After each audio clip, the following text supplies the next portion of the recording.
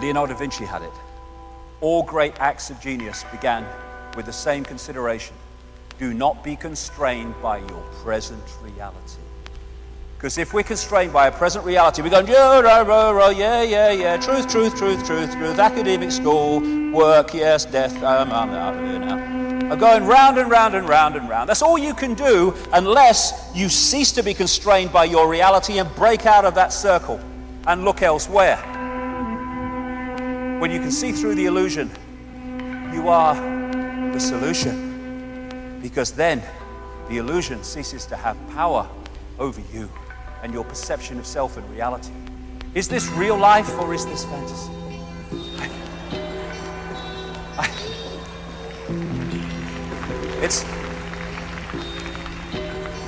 It is fantasy.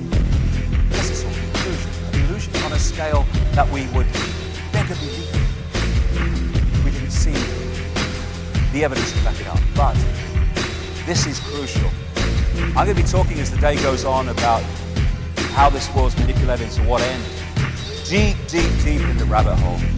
And when I started on this journey, it was a very lonely place. There were very few people walking on it anywhere in the world. A long time ago, 25 years. And there are now very large numbers of people, fantastic, great, wonderful, putting this information out about the manipulation, but on certain levels. I would just say to them that we're never going to, A, find the true nature of what's happening, or the answer to bringing it to an end, unless we appreciate the nature of reality itself, because at the inner core of those who are manipulating this world, they understand what reality is, and thus how to manipulate it, while they keep us in ignorance of that same information. Illusion comes from illusio, ludere, to play, to mock. And it plays and it mocks with us if we don't realize it's an illusion. And of course, it's all real. Consider that you see less than 1% of the electromagnetic spectrum and hear less than 1% of the acoustic spectrum. As you read this, you are traveling at 220 kilometers a second across the galaxy. 90% of your cells in your body carry their own microbial DNA and are not you. The atoms in your body are 99.999% empty. I say 100% personally. Space, and none of them are the ones you were born with. Human beings have 46 chromosomes, 2 less than a potato. The existence of the rainbow depends on the conical photoreceptors in your eyes. To animals without cones, the rainbows do not exist. So you don't just look at a rainbow, you create it. This is pretty amazing, especially considering that all the beautiful colors you see represent less than 1% of the electromagnetic spectrum. And then there's this. Every second, 11 million sensations crackle along the brain pathways. The brain is confronted with an alarming array of images, sounds, and smells, which it rigorously filters down until it's left with a manageable list of around 40 from 11 million. Thus, 40 sensations per second make up what we perceive as reality. Okay, we have an expert. What we know is shit. Then we can get somewhere. And think on this. All the institutions that run this world and dictate its direction and dictate its sense of reality are all founded on the fact that this world is not an illusion, that it's really bloody solid, and all that quantum physics and the rest of it is irrelevant. And thus, bollocks begets bollocks. That's one of my laws, that. Bollocks begets bollocks. If you hit a piece of glass in the center with a hammer, it doesn't just smack where it hits. It goes off, distortions, inversions in every direction. And if the very basis that you found society on is a fundamental misunderstanding of reality itself, then that flaw, that fundamental flaw, must infest every area of human life. No wonder it's a bloody madhouse. Here we go. The bamboozle, establishment, science, education, media. Just sticking itself up its arse. It knows it all. Reality is merely an illusion, albeit a persistent one. Albert Einstein. and there's a reason why it's persistent. I would suggest after 25 years of putting this together, we live in a virtual reality universe. And is that really so hard to imagine anymore when you see the scale of reality that we see in these video games and stuff now, and movies, where it looks increasingly like the very reality that we're decoding. Even faces, people are looking more and more like each other in virtual reality. This one. And they're now using virtual reality in burns units to change the dressings, because the reality being piped to the eyes takes over, hijacks the brain's perception to the point where it doesn't feel the pain as it would normally. When you look at virtual reality in its developed sense, more developed sense, they've got the gloves on, they've got the goggles on, and all that is doing is hacking into the way the body decodes reality anyway, hacking into the 5 senses. Technologically, going to be very, very significant as we go through section 2 today. And it can be so incredibly real. And all it is a fake reality being fed to us technologically. And it's an interactive, wireless cosmos that we are experiencing. You know, when you go out with a computer and they've got this Wi-Fi stuff every bloody where now. You're sitting in the middle of nowhere, in the middle of a town, wherever, and you sit there, and from the unseen, you are downloading or decoding onto that computer an entire global reality that can be picked up anywhere in the world that it's available. A wireless internet, and I call it the wireless cosmos, and the brain is massively part of the decoding system of this wireless cosmos. This is a projection or a simulation, if you like, of what Wi-Fi looks like in the unseen. And it's just information in a energetic form. And the computer tunes into that, decodes it onto the screen as the internet. We do not have empty space between us. We have energy. We have electromagnetic energy. And we have, in that energy, information. And from that, what I call the biological computer decodes that information into a sense of reality that we think is solid, but simply cannot be. I'll go deeper into this as we go through. The base form of our reality is waveform, energetic waveform, which can carry extraordinary amounts of information. I call it the metaphysical universe. It's the universe from which this one that we see, or think we do, comes. So, you have the information field, the cosmic internet, if you like, and we decode it through from that, through the digital, I'll get into all this as we go along, through to what is an illusion of physicality called holographic. I'll come to that quite shortly. And now we have mainstream scientists saying this reality could be just a hologram, exactly what it is. And the most dense of things, rocks, mountains, however kind of they may be indestructible, they are at their base form an energetic information field.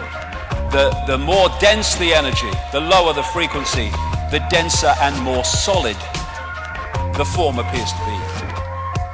And Nikola Tesla, the genius from which so much came, one of the great scientific geniuses of modern times, who in effect gave us the electrical system. He gave us radar because it was stolen from him. And he could see beyond the physical that we perceive. And he said, the day science begins to study non-physical phenomena, it will make more progress in 1 decade than in all the previous centuries of our existence. Why? Because you go to the source of the reality instead of the decoded expression of that reality.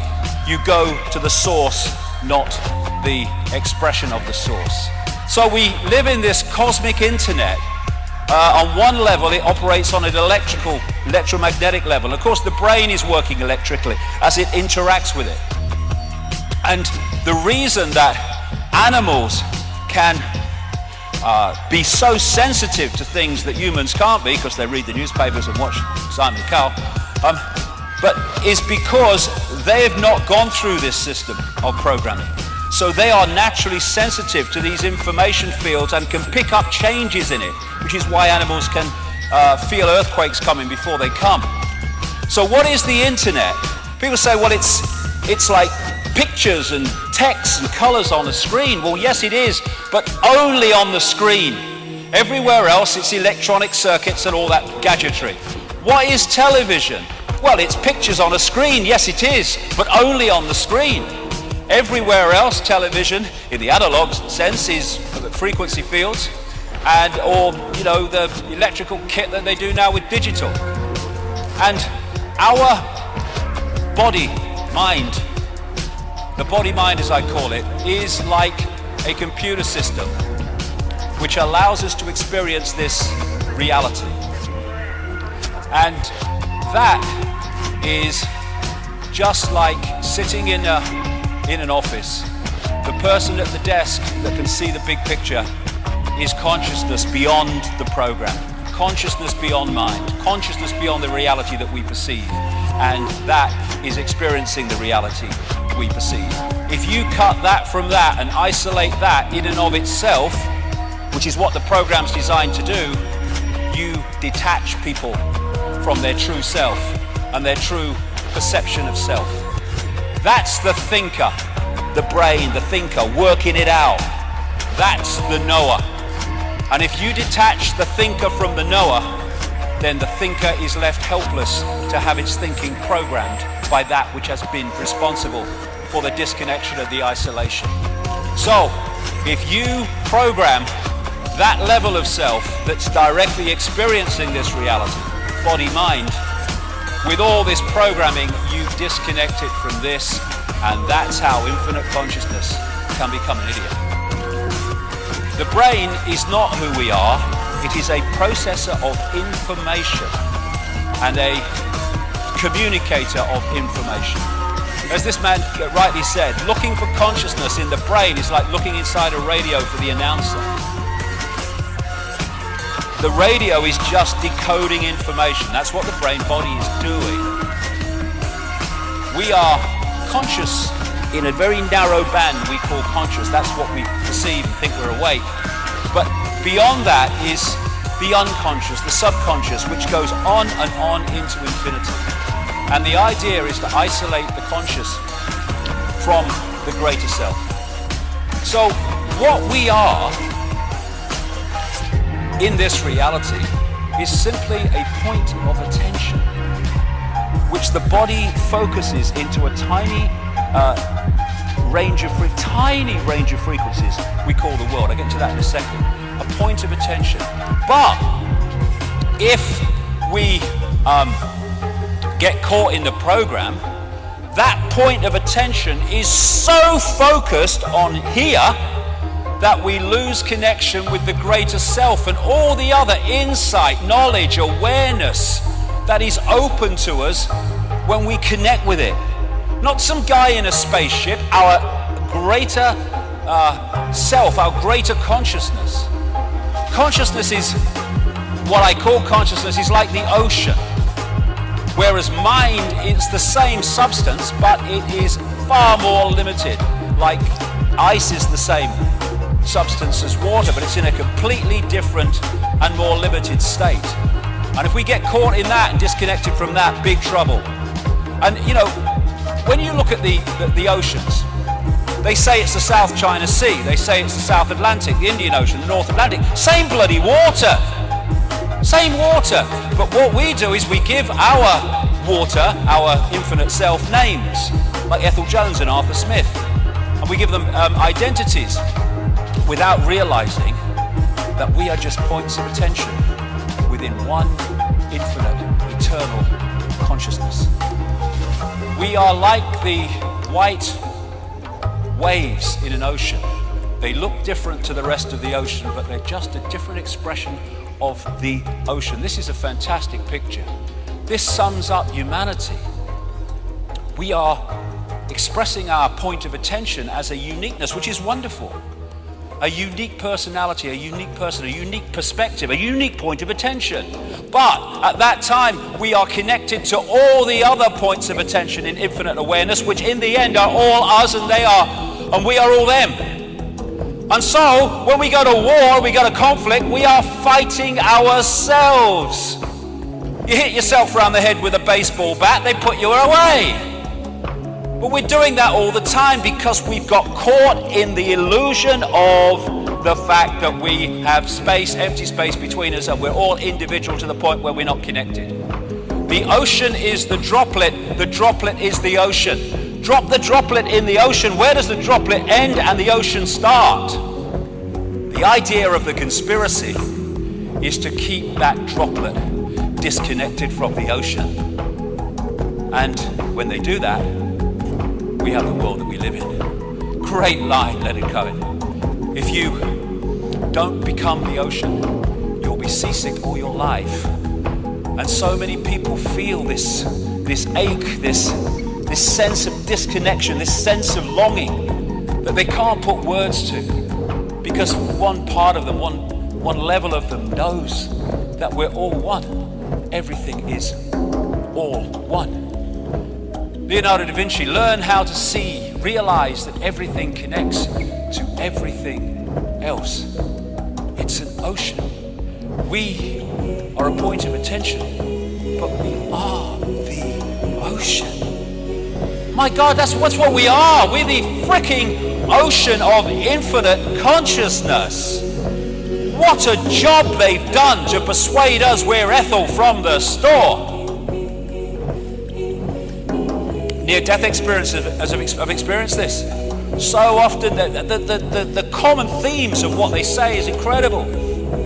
How they leave the body and suddenly past, present and future are all happening at the same time, in the same moment. How they have multiple levels of awareness at the same time. In the body they had one level of awareness, because the body focuses us in these frequencies, locks us in like a computer. From one of my books, the fear of death comes from the ignorance of life. There is no death. There's just a removal from the vehicle into consciousness, in awareness of itself again. But you get people frightened to death and they'll give their power away to doctors, chemo, freaking therapy and all of it, because they want to stay alive because they fear death. There is no death. There's just a change of point of attention. That's all it is. Point of attention, point of attention. I'm terrified. If people say to me, don't you frighten, they'll kill you. Well, so they kill me, all right? I'll leave the body, and I go, oh God, I'm terrified.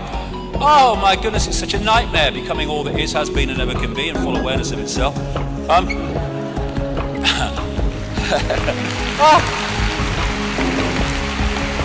If the doors of perception were cleansed, everything would appear to man as it really is, infinite.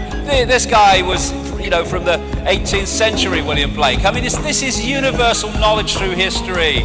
So we have a visible universe, that which we can see and bring into some kind of form, and we have an invisible universe, which is everything else. And the visible universe is so tiny, it is funny. This is mainstream science. They talk about dark energy, dark matter. I see that slightly differently, but the principle's the same, what you can see and what you can't see. So you have this massive area of stuff they say exists in this universe, which we can't see. You then have light, electromagnetic spectrum, etc., which is 0.005% of what they say exists in this universe, and visible light, which is the only frequency band that we can decode into a visual reality, is a fraction of the 0.005%. we have an expert. What we know is, what? Madness. So this is the visible spectrum within the electromagnetic spectrum. Look at it, it's tiny. And that's all that we can see in what we call the world. You say to most people, can you see everything in the space you're looking at? Yeah, mate. You can't see that much. So, we are in a frequency band. We call it the world, we call it reality, but there are other frequency bands interpenetrating this one, like radio stations, television stations, sharing the same space. And what you perceive is what you can decode, what you are decoding. And so through the body we perceive in a visual sense what the body can decode, which is this little band of frequencies. You go outside the body, now you're perceiving much greater frequencies, and thus your reality changes. If you wish to understand the universe, said Tesla, think of energy, frequency, and vibration. Exactly. So, our point of attention holds us in this reality unless we're open to consciousness. Because what happens is if you come into this reality, this visible light reality, and you hold that connection to consciousness beyond this reality, you have everything you need.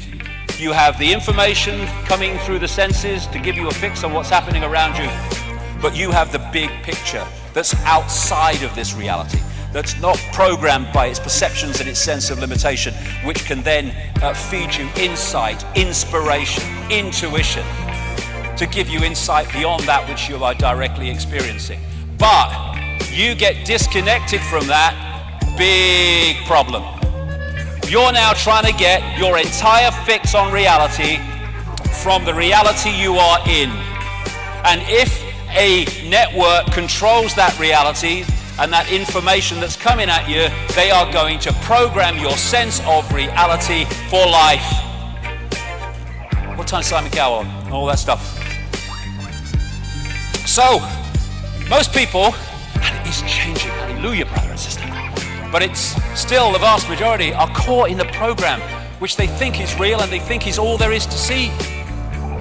And so in this world, there are people in the program who are only getting that sense of reality, and then there are people who've opened their minds and opened their hearts, come to that big time, who are accessing another sense of reality, and these people call these people mad and crazy and dangerous.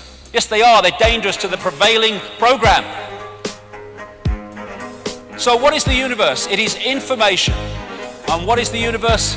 It is information decoding information. When you put a disk in a computer, it's information. The computer is information. It decodes the information. One part of information is encoded to be decoded. One information source is encoded to decode. And that's exactly how our reality works, except the body is decoding and also encoding. So we have what I call the body computer, a biological computer. Biological in the sense that instead of like a desktop computer, you put information in it, you press enter, and as programmed it responds. A biological computer has the ability to assess information and make decisions about it, which is what the immune system is doing all the time, 24/7, without any input from us. So the reason that they're able now to connect the brain directly to computers is because they're connecting two computers, one fantastically more advanced than the other, but still basically two computers. And form is information. Our base state is awareness. It doesn't have form, it's just awareness.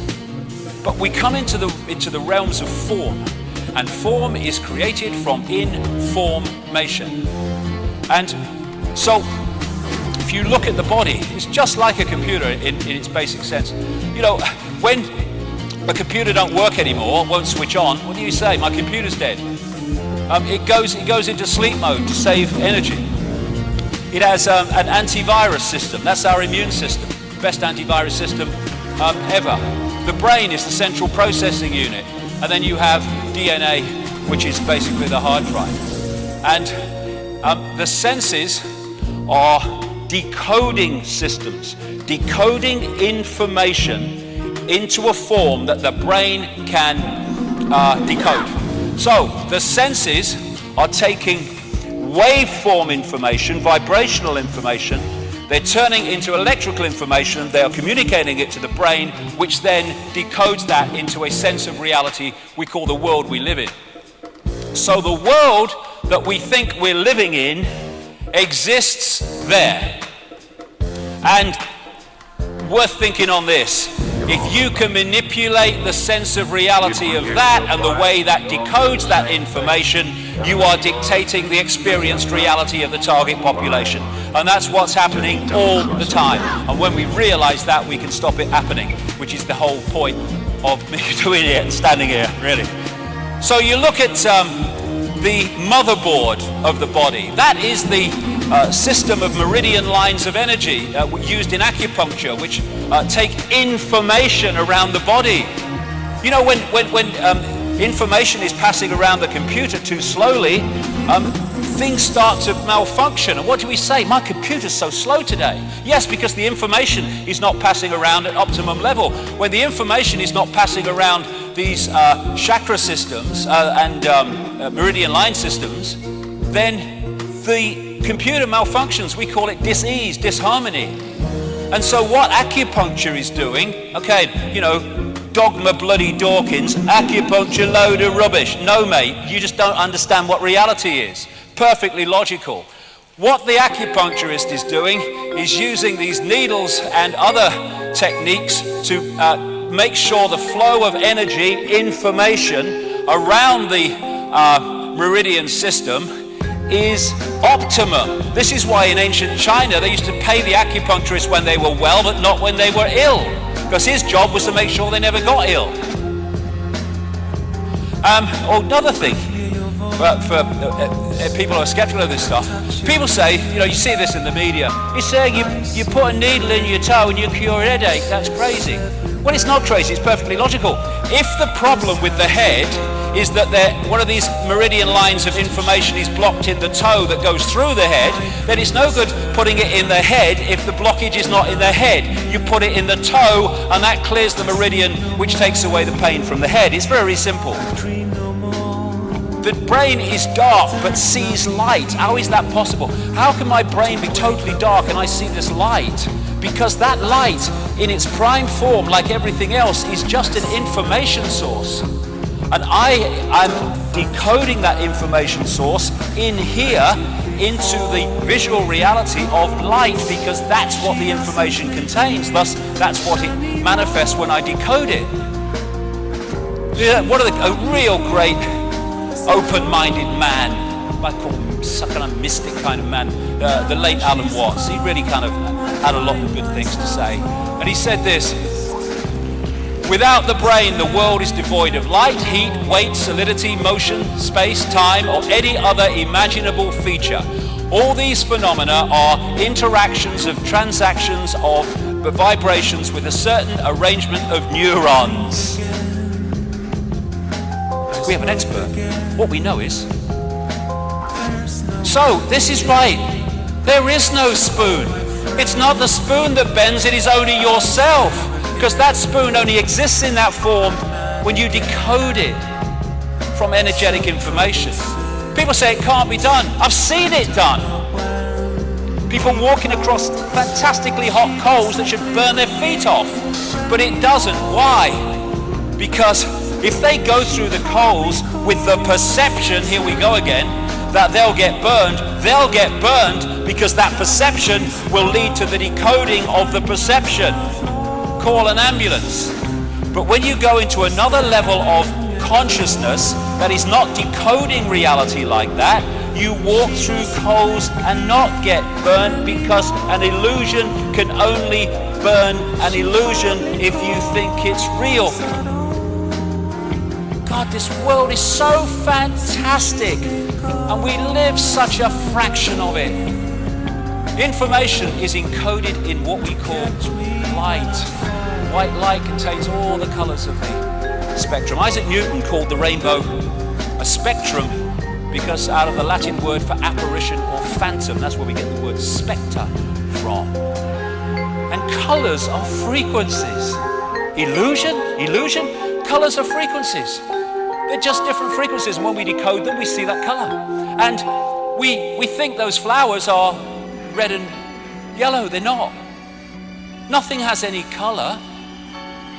The color is decided in our perception of it by whether it reflects certain frequencies or whether it absorbs certain frequencies. We're only seeing light that reflects. Thus, we're only seeing that color which is reflected by the object, therefore it seems to be that color. This is the scale of the illusion that we think is real. And even, some of these various things that you come across in science, hydrogen and carbon and nitrogen, you break them down on one level and they look like barcodes. Because this is a virtual reality universe. And light radiation is information, and the frequency or wavelength vibration is its delivery system. The information dictates the frequency. So, I'm delivering information. I love you! And I mean it. That's the frequency. I hate you, and I mean it. That's the frequency. And thus, the information is being delivered, and as it's being delivered, it travels through light on a particular frequency relating to its nature. And so, the more hate we put out into the world, the more hateful world we have as we interact with the virtual reality universe, because we post information and we receive information. And this is why music, vibration, has such an impact upon us. Oh God, I'm opening my heart sings to that music. Oh, shut up, bloody stuff off, it's horrible. It depends whether we're syncing with the frequency or whether we're not. This is why chants are so used and dance, which creates vibration, by Native Americans and people of the East and others, because they understand that you can impact upon reality by impacting upon the frequency of the space that you're dealing with. And this is really, I think, one of those whoa moments. As the frequency increases, the amount of energy carried by the wave also increases in proportion to the frequency. So, when you open your mind and open your heart, your frequency goes up. Provable fact, measurable. As your frequency goes up, you're now being able to hold and access more and more and more information. And thus you become more aware, more knowledgeable, more insightful, more intuitive. And what the system wants is to push us down the other way, so we watch Simon Cowell. So what we're doing is decoding information into this reality. This reality is a shared reality, but it's a decoded reality. And it's operating in our heads, decoding information. And how we decode it depends upon our perceptions of reality. So this Matrix scene, absolutely spot on. This isn't real. What is real? How do you define real? If you're talking about what you can feel, what you can smell, taste, and see, then real is simply electrical signals interpreted by your brain. Now, you manipulate the way the brain interprets those signals, gotcha. And that's what's happening. And bollocks begets bollocks. Because once you are operating in a society that doesn't take in the very nature of reality, you're in a flawed society all the way through. Now, this is an example of how information is carried by everything and how we impact upon information as we interact with this virtual reality universe. Sad to say, I'm sure he's not sad where he is now, but I'm sad that he's gone. Dr. Emoto, the great man from Japan, who I co-wrote a book with in Japanese some years ago. I didn't write Japanese, he did. But he unfortunately left us a few days ago, and I'd just like to mark that point by saying what a fantastic contribution he made in his work to the understanding of the nature of reality. Because what he did was he took water, put it into little containers, and he would apply to that water sounds or words, and then he would freeze it very quickly. I've been to his place in Tokyo where he did it, and then he would photograph the water crystals in that water, and the difference in the crystals corresponding with what the water came into contact with is absolutely fantastic. This water had love and thanks written on the side of it. Beautiful. Geometrically beautiful. Harmony, natural order. This had hate, I want to kill you, on it. Look at it. And people say, well, how does that work when you put words on water and that happens? Simple. The words written are merely the holographic expression of waveform information. So those words are vibrating to a certain frequency. We see them holographically, but they're vibrating to a certain frequency. And that frequency impacts itself upon the water, and when you freeze it and photograph it, you see the impact. I'm speaking now. People think I'm speaking words. I'm not really speaking words. I am creating information fields with my vocal cords, and between me and you, there is no words. The words only come when you decode the information field that I'm sending out, and vice versa when you speak to me, when anyone speaks to anybody. It's all frequency. And so, love and appreciation. You make me sick, I want to kill you. Heavy metal music. This is why this can have a massively detrimental impact on people, because we are energy fields. Let's look at the auric field, it's photographable. And if it's a vibe that can impact negatively or disruptively, distortedly upon your energy field, you can have mental and emotional and what we call physical expressions as the hologram is affected. This is polluted river water. Look at it. That's what it does. Because water in its base form is an information, waveform information field, like everything else. At the Aerospace Institute in Stuttgart, Germany, they've developed a way of photographing information in water droplets.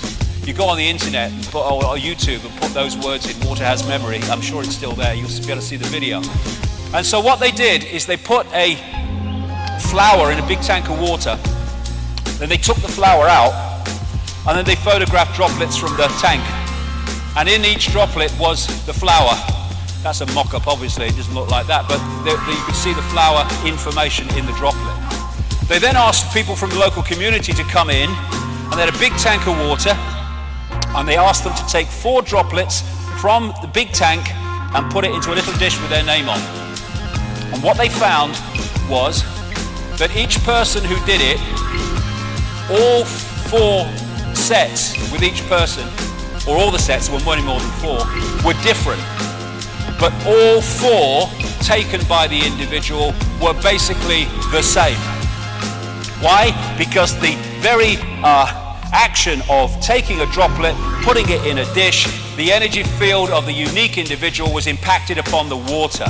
This is the impact that we're having on reality all the time, while we think we are powerless. And so, when the Dogma Dawkins of this world ridicule homeopathy, they don't know what they're bloody talking about because they don't understand reality. He did say actually in one of his books that his knowledge of quantum physics was foggy. Well, that's a great way of understanding reality for a start, isn't it? But what is homeopathy? They say, well, you can't dilute a substance over and over until there's no substance left and say it heals anybody. The flower was taken out of the water. The information was still there. It's the information from the substance that does the healing in homeopathy, not necessarily the substance itself physically. Because they don't understand reality, they can't get that connection. Can you? No. So, what is a computer virus that disrupts a computer system? It's rogue information, and that's what this is.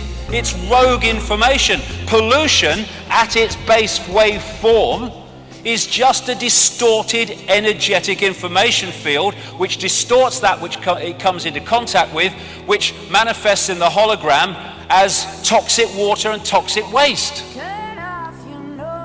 Same with the stuff in sweets and stuff, bloody soda things that children eat on a massive scale. Of course it's going to destabilize them mentally and emotionally because it's distorted information which distorts the workings of the brain. And this is a big one, another one. This is a target too. I'll get that to why it's well, not why it's a target, but how it's a target later on. The pineal gland in the brain It's known as the mind's eye, part of this so-called third eye, and it's not so-called, which takes us to other levels of reality and other levels of perception. And René Descartes, the French philosopher and mathematician, talks about the pineal gland being the seat of the soul.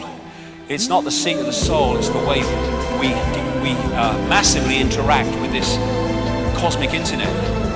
Interestingly, when you look at the pineal gland, it's a bit like a pine cone, and other parts that relate to it, it's kind of very much like the Eye of Horus or the Eye of Ra in Egyptian belief, and it's so vital to the way that we manipulate but decode reality, and can be manipulated to decode the reality that the system wants. So this is in the Vatican, a pine cone. This is a calcified pineal gland, because what has calcified it? Fluoride in the water. Fluoride in the water calcifies the pineal gland, which is massively important in the way we decode reality. Coincidence? Not a bloody chance. So this pine cone theme has been used in culture after culture to symbolize the pineal gland, because they knew its massive importance, the all-seeing eye on their level of how we decode reality. And people say, well, a little pineal gland, how can you decode a whole reality like that? Well, as I've been telling people for years, size doesn't matter, right? Look at it. You've got this little thing here. You stick it in a computer, and from this little thing, you can pull down an entire global reality called the World Wide Web. And the pineal gland has the same rods and cones found in the eyes are found in the pineal gland, because it is part of this other level of sight. And we think that what's happening is the world is coming this way. It's not. It's not. The world is going that way. We are decoding information, and the projection of what we perceive to be our reality is coming from within us, the other way round. So when we have this universal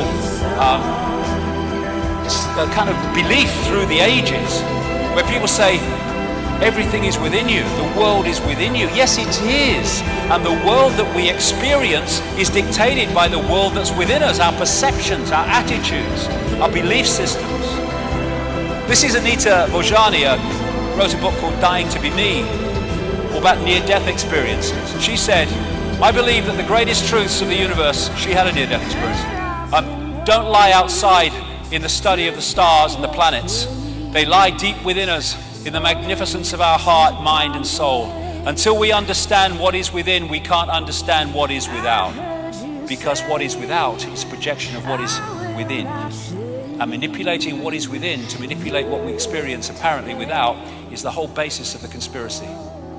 So we can decode reality and it can be beautiful.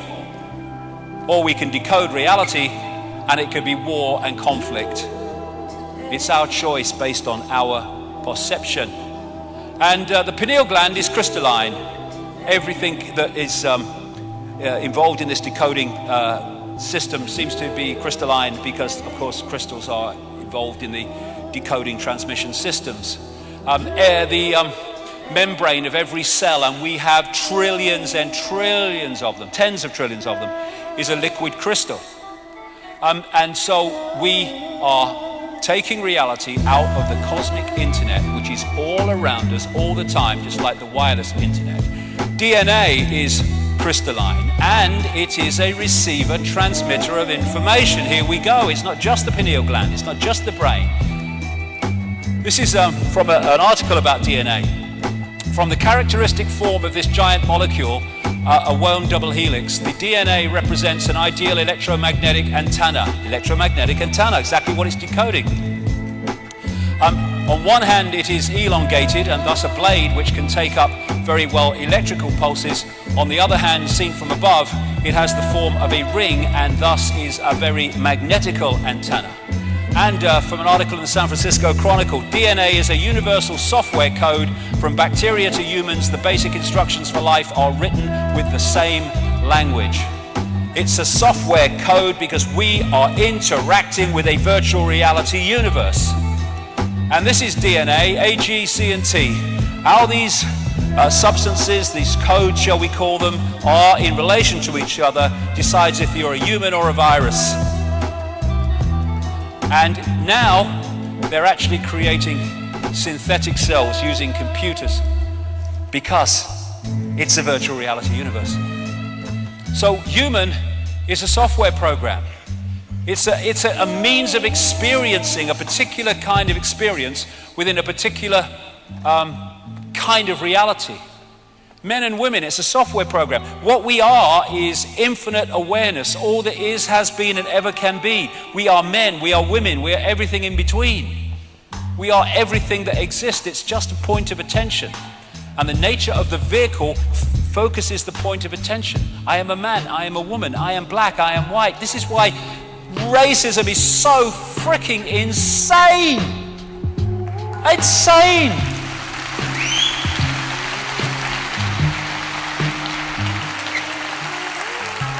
My spacesuit's a different colour to yours.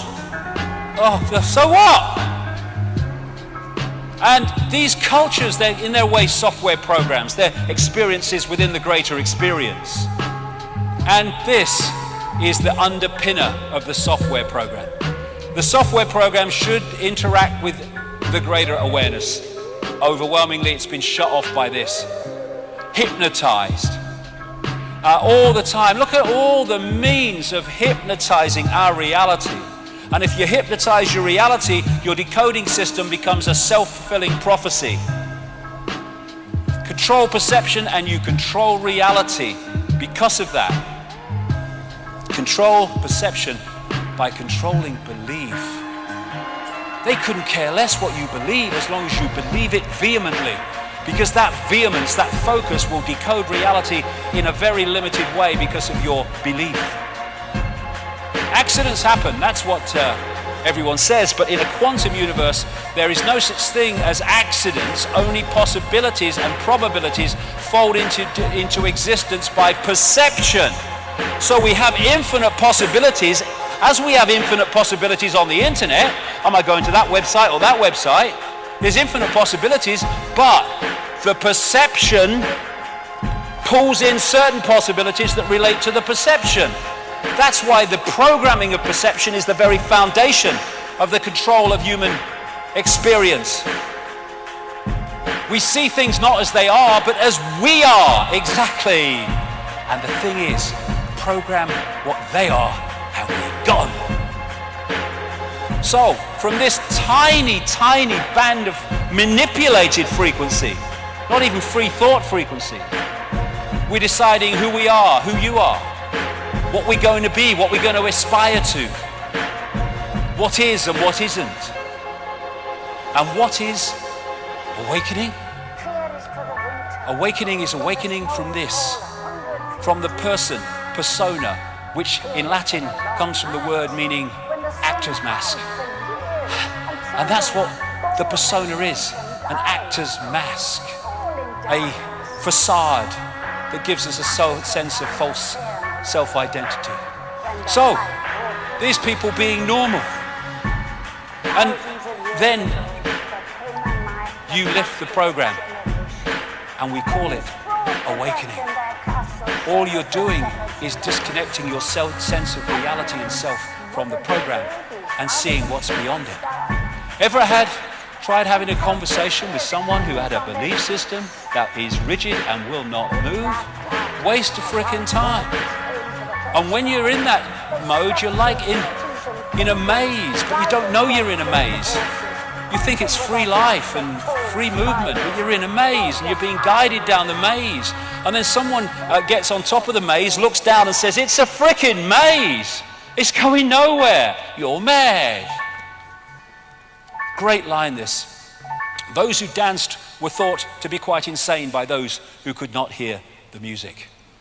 And those who could not hear the music are because they're in these bubbles and they won't allow the music, the knowledge from greater levels of awareness in, and thus they can't hear it. We have a system that gets people to look at the world like that. And what chance have you got of seeing what is when you're looking at the world like that? Focused on one tiny area of frequency, and all this, this is all us, untapped because of the focus. Thank you. The eyes are useless when the mind is blind. Why? Because the mind is, through its perception, dictating reality. We are all one.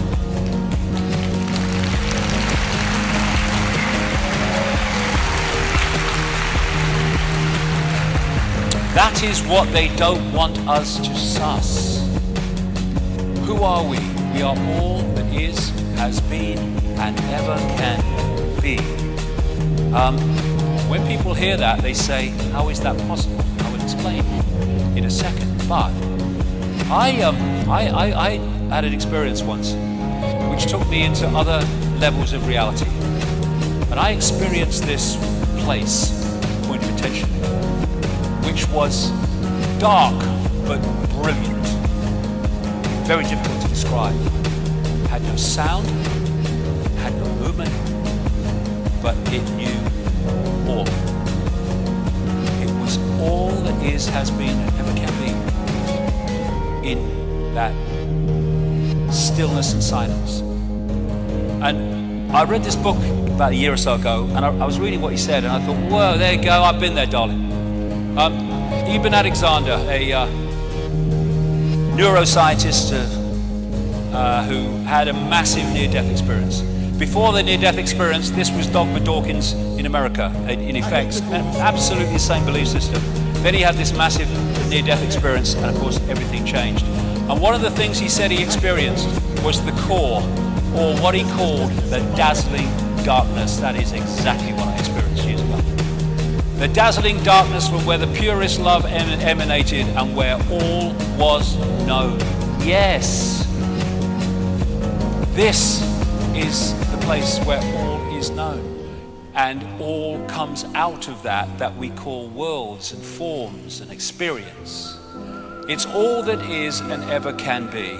Impossible. You can't be all that is and ever can be. Yes, you can, because that is all possibility waiting to manifest. And in all possibility, it is all possibility. All that is, has been, and ever can be.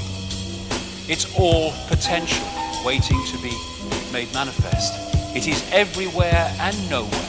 Can't be everywhere and nowhere. Within all potential and all possibility, you have to be able to be everywhere and nowhere. And everything and nothing. You can't be everything and nothing. You have to be within all possibility. And then we get the nothing, the no thing.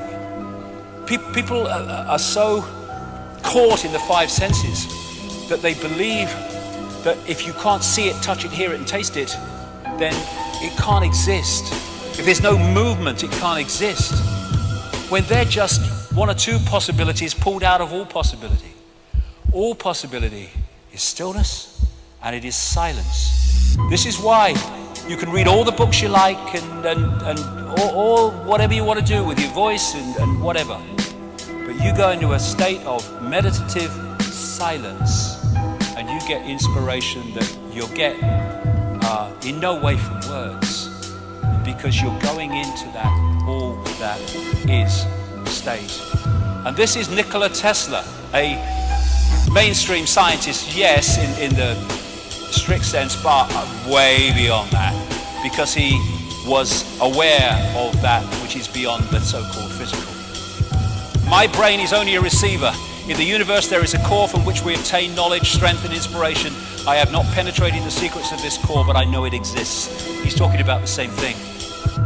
So from this all possibility, these worlds are created by thought, by imagination, and they're all illusions in terms of physicality. So, what do you mean the world isn't solid? It certainly bloody looks solid, and we experience it as solid.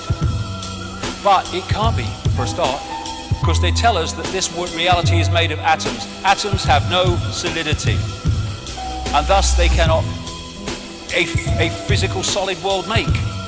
And as someone said, if you take the nucleus of the atom, it is, in relation to the size of the atom, about the size of a 10-cent piece. All the rest is empty space. And if you go into that deep enough, you'll find that is too. How can that make a solid world? What we call atoms and all these other things they talk about in science is the decoding system. When you put information in a waveform sense into a computer and the computer decodes it, there are certain stages of that decoding before it becomes that on the screen, this world. And science is so focused on the twigs and can't see the forest that it takes every twig in isolation and doesn't realize it's part of one seamless decoding system. And so we are decoding from the waveform through the digital, I'll get to the digital in a minute, through to the holographic, illusory, physical. All these different levels, molecular and atomic and holographic as it is, they're all different expressions of the decoding of this world. The world is a hologram. Everything that we see is form, it's a hologram. There's more to know even about that, but let's keep it at that level for now. And holograms are like, of the ones you buy in the shops, what they do is they get a laser, and the part of the laser goes off, it's a photographic print. Another part of the laser, in waveform, photographs the object, and then hits the part of the laser that came straight onto the film. And that collision creates what they call an interference pattern. What is an interference pattern in a hologram? It's waveform information.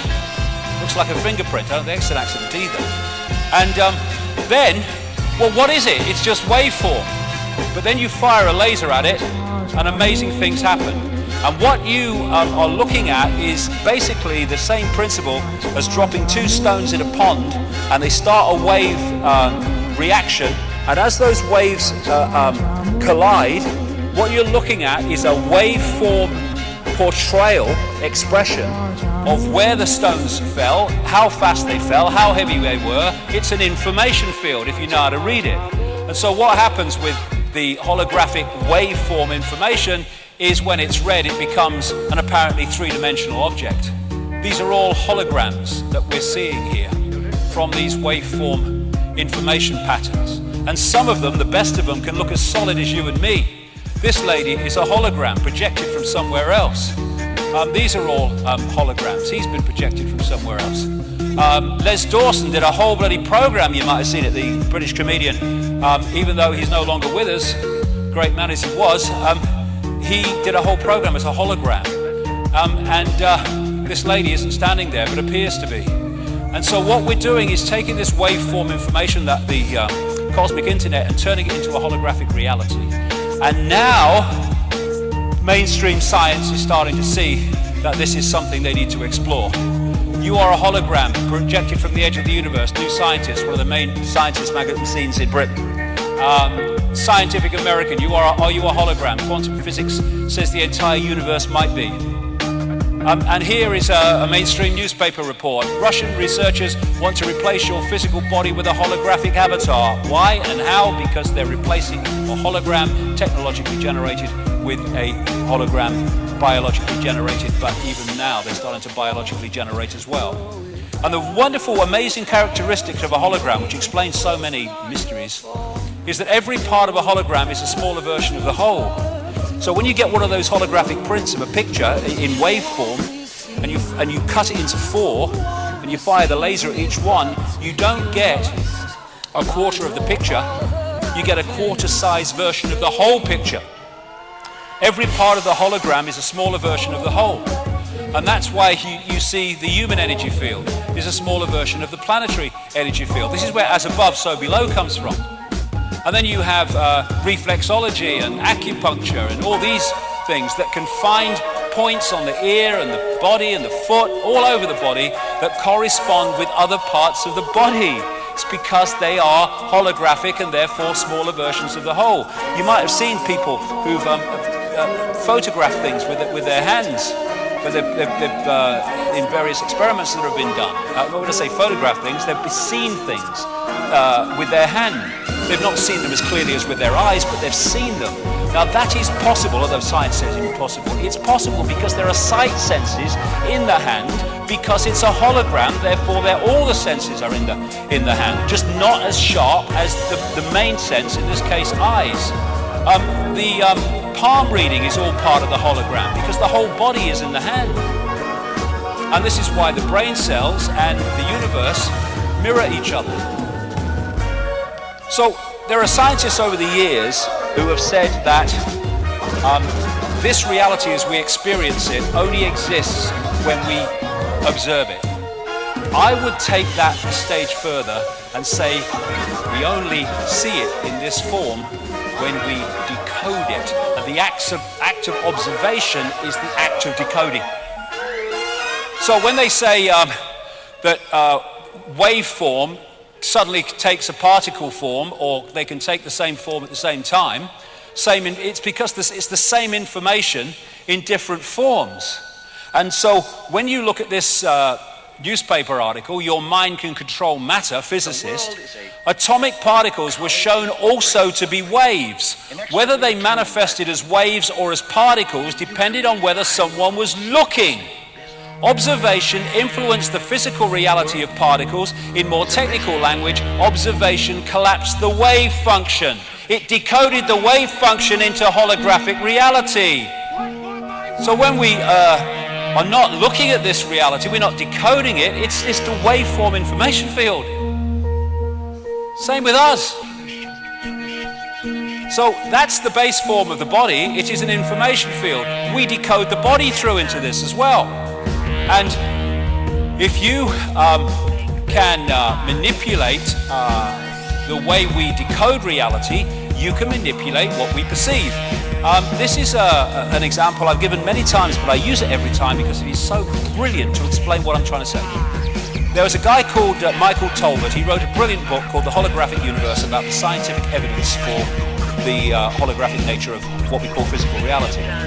And he told the story in that book of how he had a friend, his father rather, who had a party at his home, and he got a stage hypnotist along to do party tricks. And he got this guy called Tom, and he took him through the various things, and then towards the end he said, Tom, when I bring you back to a waking state, you're not going to be able to see your daughter in the room. So at that point he brings the daughter and stands her right in front of Tom. And Tom, the father's looking in her belly.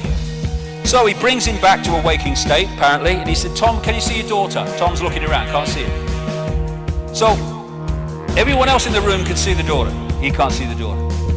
So the hypnotist went round her back, and the small of her back, he held something. He said, Tom, can you see what I'm holding? He said, well, you're holding a watch. Daughter's between him and the watch. He said, there's something on the watch, Tom, can you read it? He leaned forward, he read an inscription on the watch. Now, Dogma Dawkins and everyone else in the mainstream would say that's impossible, perfectly bloody logical. Because the base form of the daughter, like the base form of all of us, is a waveform information field.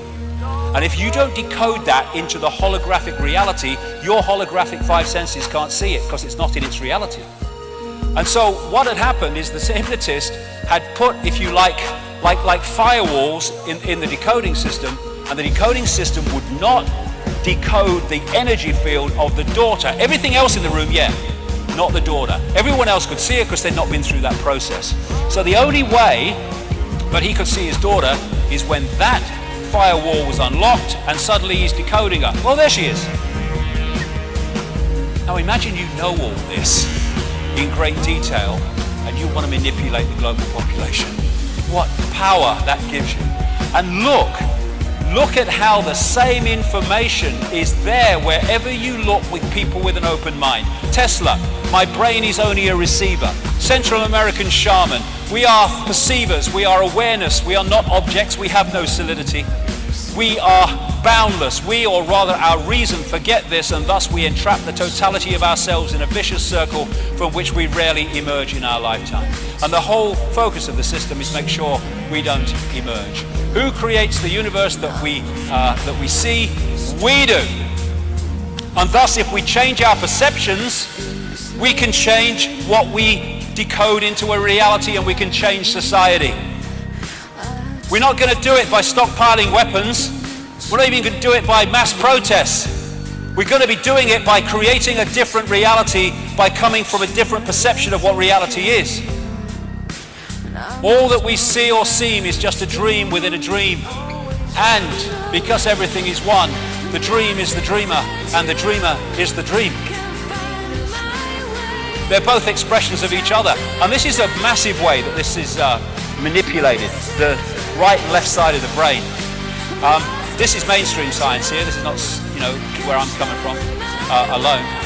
Left side of the brain is structure. It's language. It's numbers. It's hierarchy. It's the world that we see. Right side of the brain is inspiration, intuition, creativity. It's the musician, it's the artist, it's the creative in anything. And this is Mercedes-Benz in an advert that was actually emphasizing these two very different functions of different sides of the brain. And what the system does, because it knows that this is where creativity is, this is what connects the dots. Because this sees the tapestry, this sees the strands. They keep you in the left brain, it's all dots. You get in the right brain, the dots are a picture.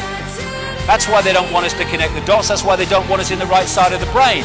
And so they put the soldiers on the gate of the left side of the brain to stop the right side getting in and having an influence.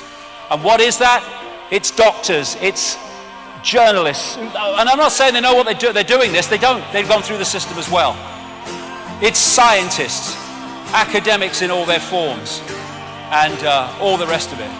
And if you look at exams in education, what we call education, it's all left side of the brain information, and all the time cutbacks in the arts and things that would open the right side of the brain.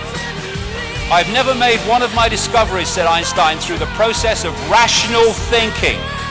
No, through going to another level of awareness beyond the village idiot of rational thinking as we perceive it. Cosmic communication. This is the wireless internet on an electrical level. There's a whole area of science now called the electric universe. Two of the great pioneers and founders are Wallace Thornhill and David Tolbert. This is a brilliant book. It's very difficult to get hold of, explaining how the universe has a electrical level, electromagnetic level. It explains so much. We all realize that there's electricity in the atmosphere because we see lightning. What we don't realize is when something's lightning in the lower atmosphere, there's other electrical things going on right out into the cosmos because it's an electrical system. This is a news story. High-speed solar winds increase lightning strikes on Earth. Scientists have discovered new evidence to suggest that lightning on Earth is triggered not only by cosmic rays from space but also by energetic particles from the sun. There is an electromagnetic field which connects everything. Electrical tornadoes, they are fast-rotating electromagnetic fields. The northern lights, the aurora borealis, electrical light show. Electrical comets as they interact with the electrical level of the universe. Electrical galaxy, the spinning of the galaxy. And Nikola Tesla said this: all peoples everywhere should have free energy sources. Electric power is everywhere present in unlimited quantities and can drive the world's machinery without the need for coal, oil, and gas. And he knew that.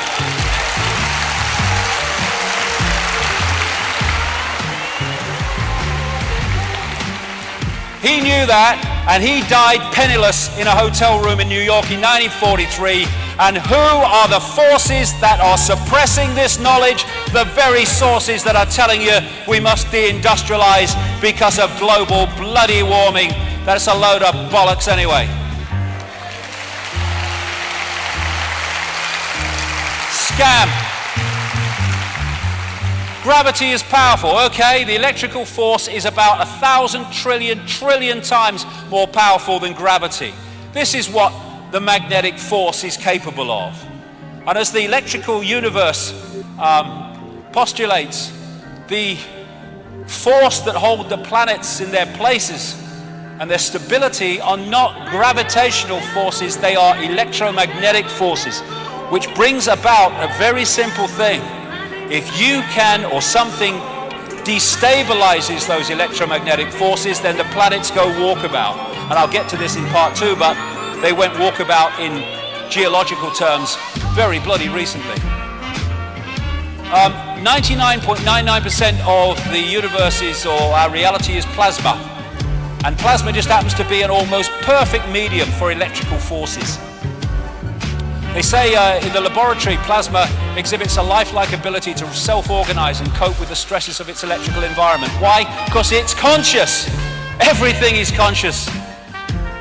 And in the electrical universe arena, they can recapture happenings in the heavens in the laboratory using things like plasma focus devices.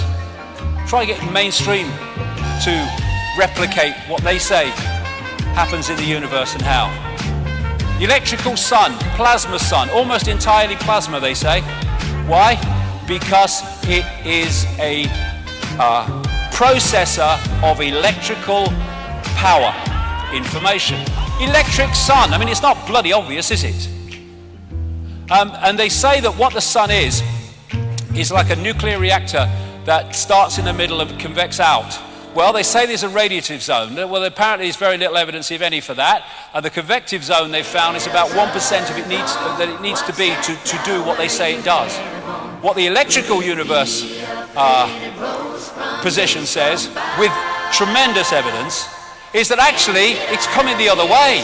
It's not coming out from the sun, it's coming into the sun, being processed, and then going out from the sun in another form. In ultraviolet light, you have what they call a torus, or like a donut around the sun, well out, and it is a collector of electrical power. And what happens is, as that electrical power builds up and builds up, just like lightning is a release of too much electricity in the atmosphere, so there are massive releases of electrical power from this torus, and they head for the sun and they bang into the sun, create massive holes that we call sunspots. According to the electric universe, sunspots are not going that way and banging outwards, they're coming this way and banging outwards. And here's another kind of thing that supports where the power is really coming from. On the surface of the sun, it's about 5,000 degrees Kelvin, that heat measurement called Kelvin. And in the upper levels of the sun, way out from the surface, it's 200 million degrees. That's the sunspots. And so you have cycles when this electrical power is very, very powerful and when it's less powerful. And that is what creates the sun cycle, when there's more power coming from the sun and then there's less power. Another great thing that explains another thing is when plasma has a electrical force or electrical state of a certain kind, and it meets plasma with an electrical state of another kind, the plasma automatically creates a barrier between the two. They're called Langmuir sheaths, after Erwin Langmuir, who discovered them. And that's why we have these energy fields around planets. And we, in our electromagnetic level, and the planets are interacting with this electrical force, which is delivering, again, information within the cosmic internet. And again, you've got the brain cell and the universe. So this starts to explain this.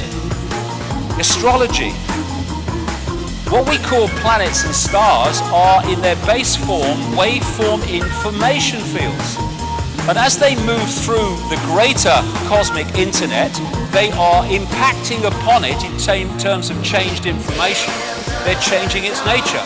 And when these planets move into certain situations in relation to each other, the impact becomes even greater. And so, where the planets are dictates the nature of the energy field. And when we come into this reality, we pick up the energy field at that point in the cycle. And so we pick up a different energy field to someone else. And we interact with the energy field as we go through our life, therefore, in a different way compared with someone else who comes into the cycle at a different point. And that's what we call astrology. And at its deep scientific level, it is a science. Not in the, local newspaper with a little one paragraph, but at its deep level, it is a science. In the right hands, everything in the right hands. And because we live in a hologram, this is a smaller version of the universe, a smaller version of everything we perceive to be above it. Now, time and space are great creators of illusion, and that's what they are, illusions. Far away, we see stars, we see they're billions of light years away. Hold on. In that form, they exist. When we decode them here, they're centimeters away, in effect. And it's just, again, waveform into hologram. Space, illusion. Communicating, they say, particles can communicate billions of miles apart. How? Because the billions of miles are illusion. It's one energy field reacting to itself instantly because it's one energetic field. And when you look at time and space, when you put like a computer game into a computer, all the information is on one disk at the same time, right from the start to the end. But you put it in the computer and that plays that out scene by scene. And as the scenes pass, you perceive that as the passage of time. And as you look at the screen and its depth and its perspective, you see that as space. But all it is information on a disk being decoded into that form by the computer. And it's the same with a DVD. Your perception of time when you're watching a DVD only is dictated by where you are in the DVD. So when you're watching here, your past is there and your future is there. When you're watching there, your past is there, your future is there. And yet it's only dictated by that part of the information field that you are decoding at that time. There is only the now, that which is all. There is no time and space within that dazzling darkness. It's illusion. It's a perception of time that we have. And this is a great line. The present moment is the only moment available to us, and it is the door to all other moments. Why? Because there is only that moment. And the more we get pulled into the future, fear, more we get pulled into the past, regret, we're getting pulled out of the now into some illusory past and future. And what the left brain does is it takes information in that now and it puts it in a sequence. And that sequence appears to us to be the passage of time. We're back to the DVD. Einstein said, when you are courting a nice girl, an hour seems like a second. When you sit on a red hot cinder, a second seems like an hour. That's relativity. Relativity is what? Your perception of how you decode reality. Time doesn't exist, clocks exist. Time is just an agreed upon construct. We have taken distance, one rotation of the Earth and one orbit of the Sun, and divided it up into segments, then given those segments labels. Why it has its uses, it's been programmed to live our lives by this construct as if it was real. We have confused our sharing construct with something that is tangible, and thus we have become its slave.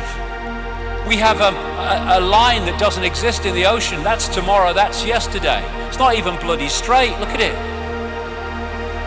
And yet time controls ours. This is another newspaper article. Prison of the mind.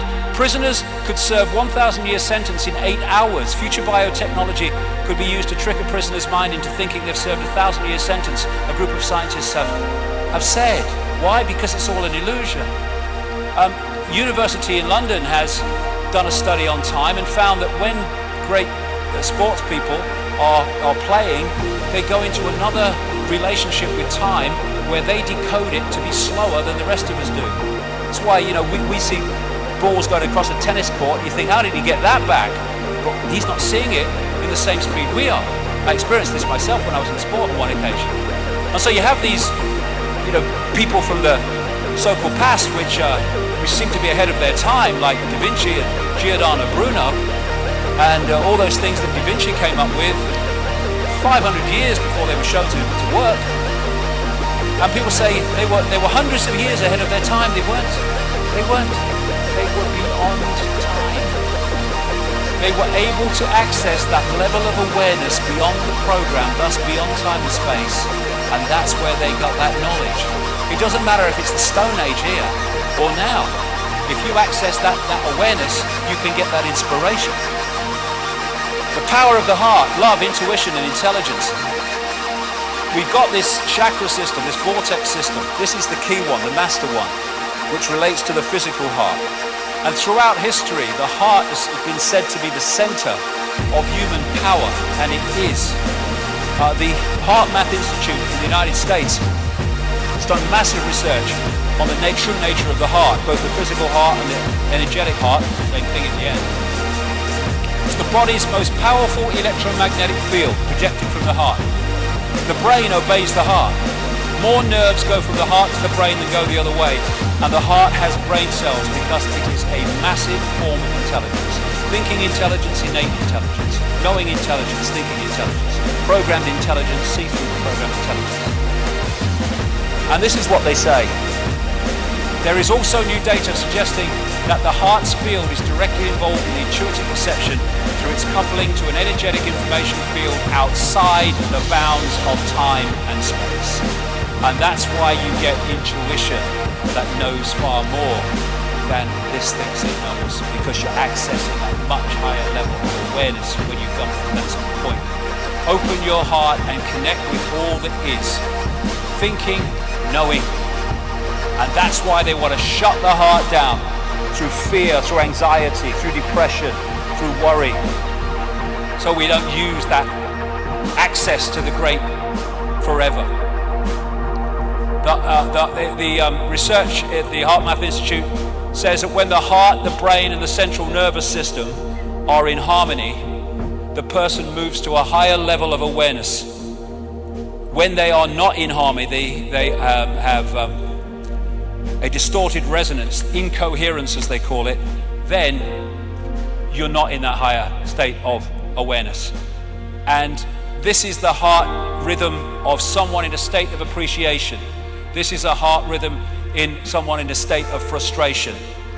Coherence, incoherence. And look at the frickin' world. It's structured to constantly put us in states of low vibrational emotion and fear and anxiety and frustration. And in doing so, it takes us out of the true self and into the fake self. Open your heart, change the world. This is a great line from the great Bill Hicks. This is where we are right now as a whole. No one is left out of the loop. We are experiencing a reality based on a thin veneer of lies and illusions. A world where greed is our God and wisdom is a sin. Where division is key and unity is fantasy. Where the ego-driven cleverness of the mind is praised rather than the intelligence of the heart. Absolutely right.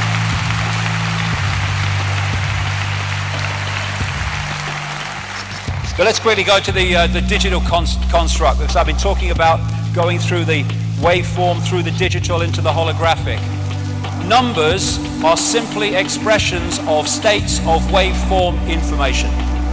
This is where numerology comes in. When people keep getting the same numbers recurring in their lives, God, that number again, what's recurring is the same energy information fields. So on one level, it's a waveform, on another level, it's digital, it's numbers. That's why numbers are so important, and so important in esoteric lore.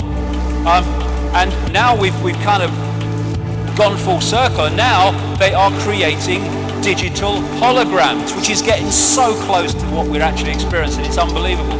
This is again a mainstream article, and they look so real, digital holograms, so real that when Ford focused a digital hologram to show off a car concept model, people stopped, afraid to walk into it. They thought the holographic car was really there. That's the reality we're experiencing. That's the hologram, a digital hologram. And what they've now established is that these ACGT codes of DNA, they can be expressed as with computer language as a 1 or 0 on-off electrical charge. In other words, they cross over. And the Fibonacci sequence of numbers, where you you add the number before to the next number to get the next number. 1 and 1, 2, 2 and 1, 3, 3 and 2, 5, can be found throughout nature, in the way that shells grow, the nature of the form of the human body, all these things, storms, waves on the sea, fingerprints. You find this because we're in a virtual reality universe, and one level of it is digital, so it must express itself like that. Symmetrical mathematics not only shows the nature of mathematics within our reality, it also emphasizes the holographic nature of our reality relating to those mathematics. So, given all that, is the universe a simulation? I've been saying it is for years and years and years. And here we have a mainstream article again. Physicists may have evidence that the universe is a computer simulation. How? They made a computer simulation of the universe and it looks sort of like us. And this is from the Massachusetts Institute of Technology, for anyone who thinks that, that's just kind of fantasy. This is what human science can do now. Biology is fundamentally discrete, based on sets of nucleic and amino acids combined into genes and proteins. And computers are fundamentally discrete, based on bits of data processed by logic gates. The latter have long been used to study the former, but a range of emerging technologies are now making it possible to directly convert between these representations. Just as analog digital and digital analog converters provide the interface between computers and the physical world of sensors and actuators, biology digital and digital biology converters are allowing computers to create and control biological worlds. They're starting to be able to create biological virtual realities now, or they're on the road to it. What if there's a much greater force? I think there might be, I don't think we're at the cutting edge of knowledge in all that exists, ever has been, personally. What you could be doing in terms of creating a reality. And this is a study at the University of Bonn into whether we live in a simulation. And this is a report. They say that they may have evidence that the universe is a computer simulation. They pointed out in a paper called Constraints on the Universe as a Numerical Simulation that simply being a simulation would create its own laws of physics that would limit possibility. I said in books years ago, the laws of physics that we think are laws of physics here are not universal. They're the laws of physics in the way this reality works. That's all. They're not universal. What are the laws of physics? Click, click, enter. Whatever you bloody make them. Scientists talk about a phenomenon known as the GZK cutoff, which is an apparent boundary for cosmic ray particles caused by the interaction with cosmic background radiation. The University of Bonn paper says that this pattern of constraint mirrors what you would find with a computer simulation. They say that like a prisoner in a pitch black cell, we would not be able to see the walls of our prison. And this is right on the other side of the world. James Gates, American theological physicist, professor of physics at the University of Maryland and director of the Center of String and Particle Theory. This was reported in Physics World. There may be evidence to show that our reality is a simulation akin to the movie The Matrix. Yes! Gates and his team of researchers discovered equations in the fabric of the universe that contain embedded computer codes of digital data. They take the form of 1 and 0 and 0, the binary system of on-off electrical charges used by computers, and he says we have no idea what they are doing there. I think I can help him. Computers and other electrical technology are embedded with mathematical sequences known as error-correcting codes or block codes, which return data to its original state if something changes or interferes with it during transmission. Gates and his team have found these sequences within the fabric of our reality, but they don't know what they are doing there. They're holding the reality in place for reasons I'll explain in part 2. And what I would say, the biggest blocking code of this reality, this fake reality, as I'll explain after lunch, the speed of light. The speed of light is not the fastest speed, it's pedestrian. How can you have a fastest speed within all possibility? It is the walls of the reality, the fake reality that we've been manipulated to decode, believing it to be real. And they've been talking for centuries and centuries about the fact that this is some kind of enclosed world. And it is. And like a prisoner in a pitch black cell, we may never be able to see the walls of our prison until we wake up. So, put this all together, and we're living a fake identity. We think we're our name, our race, our job, our income bracket, our religion, and our life story. I am whatever the system tells me I am. No, we're not. We are what we are. Infinite possibility. Jim Morrison, great quote. The most important freedom is to be who you really are. You trade your reality for a role, a mask. You trade your sense for an act. You give up your ability to feel. In exchange, you put on a mask. There can't be any large-scale revolution until there is a personal revolution on an individual level. It's got to happen inside first.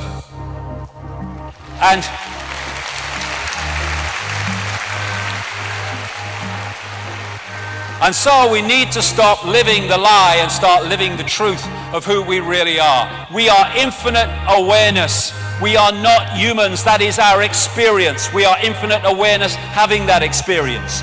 Infinite possibility. And this is a wonderful quote I've used a few times, but it's so brilliant from a near-death experiencer.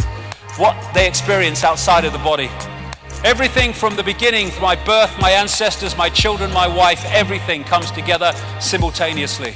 I saw everything about me and about everyone who was around me. I saw everything they were thinking now, what they thought then, what was happening before, what was happening now. There is no time, there is no sequence of events, no such thing as limitation of distance, of period, of place. I could be anywhere I wanted to be simultaneously.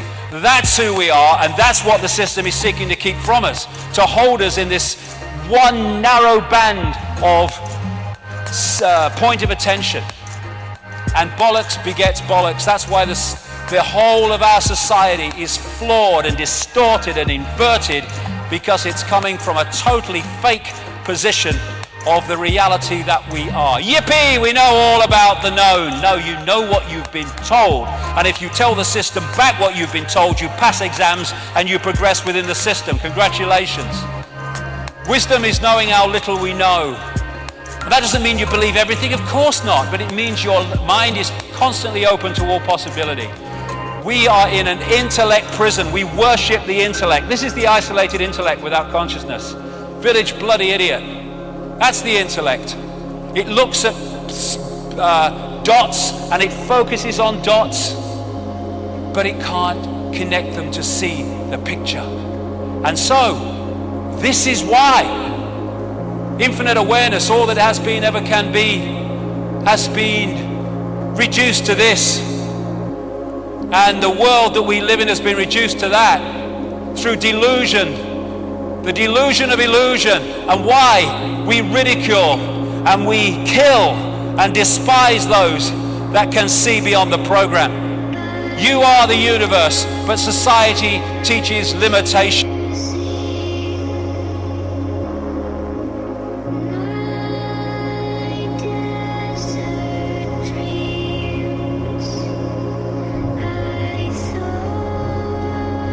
I'm sorry. I don't want to be an emperor. That's not my business. I don't want to rule or conquer anyone. I should like to help everyone if possible. Jew, Gentile, black man, white. We all want to help one another. Human beings are like that. We want to live by each other's happiness, not by each other's misery. We don't want to hate and despise one another. In this world there's room for everyone, and the good earth is rich and can provide for everyone. The way of life can be free and beautiful, but we have lost the way. Greed has poisoned men's souls, has barricaded the world with hate, has goose-stepped us into misery and bloodshed. We have developed speed, but we have shut ourselves in. Machinery that gives abundance has left us in want. Our knowledge has made us cynical, our cleverness hard and unkind. We think too much and feel too little. More than machinery, we need humanity. More than cleverness, we need kindness and gentleness. Without these qualities, life will be violent, and all will be lost. The aeroplane and the radio have brought us closer together. The very nature of these inventions cries out for the goodness in men, cries out for universal brotherhood, for the unity of us all. Even now, my voice is reaching millions throughout the world. Millions of despairing men, women, and children, victims of a system that makes men torture and imprison innocent people. To those who can hear me, I say, do not despair. The misery that is now upon us is but the passing of greed, the bitterness of men who fear the way of human progress.